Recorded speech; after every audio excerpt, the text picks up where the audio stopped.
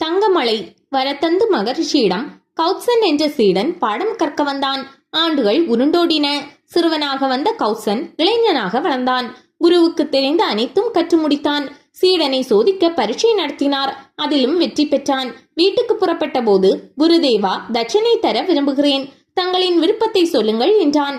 இத்தனை காலமும் பணியுடன் நீ கற்ற விதமே மன நிறைவை தந்தது என்றார் வரத்தந்து. ஆனால் கௌத்சன் விடுவதாக இல்லை.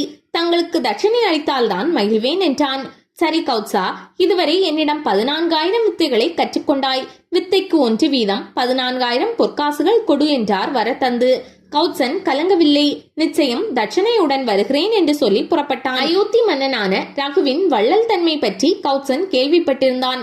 அவரிடம் தானம் பெறலாம் என அயோத்திக்கு சென்றான். அந்தணரான கௌத்சனை கண்ட மன்னர் ரகு மகிழ்ந்தார். அரண்மனையில் விருந்துணவு சாப்பிட்ட கௌத்சன் தங்களின் உபசரிப்புக்கு நன்றி என்று சொல்லி புறப்பட தயாரானார். விருந்தினராக வந்த தாங்கள் தானம் பெறாமல் செல்லலாமா என்றார் ரகு. பொருள் பெறும் நோக்கத்துடன் வந்தேன். ஆனால் வந்த பிறகுதான் தாங்கள் பொன் பொருள் அனைத்தையும் தானம் செய்து விட்டதை அறிந்தேன். என்னுடைய தேவையோ 14,000 பொற்காசுகள். அதை கேட்டு தங்களை சிரமப்படுத்த விரும்பவில்லை என்றான் கௌத்சன். உங்கள் விருப்பத்தை நிச்சயம் நிறைவேற்றுவேன். அதுவரை இங்கேயே தங்கியிருங்கள் என்றார் ரகு.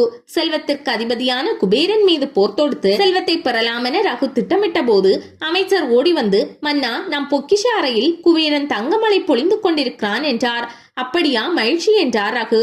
உடனே கௌத்சனை அழைத்து, குபேரன் தானாகவே வந்து தங்கமலை கொட்டி கொண்டிருக்கிறான், தாங்கள் ஏற்றுக்கொள்ளுங்கள் என்றார். குரு தட்சணையாக நான் தர வேண்டிய 14,000 பொன் மட்டும் போதும், அதற்கு மேல் வேண்டாம் என்றான். அப்படியானால் மீதி பொன்னை என்னிடம் தானம் பெற வருவோருக்கு கொடுப்பேன் என்றார் ரகு. அள்ளி தரும் வள்ளல் ரகுவின் சிவந்த கைகளை பிடித்து நெகிழ்ந்தான் கௌத்சன்.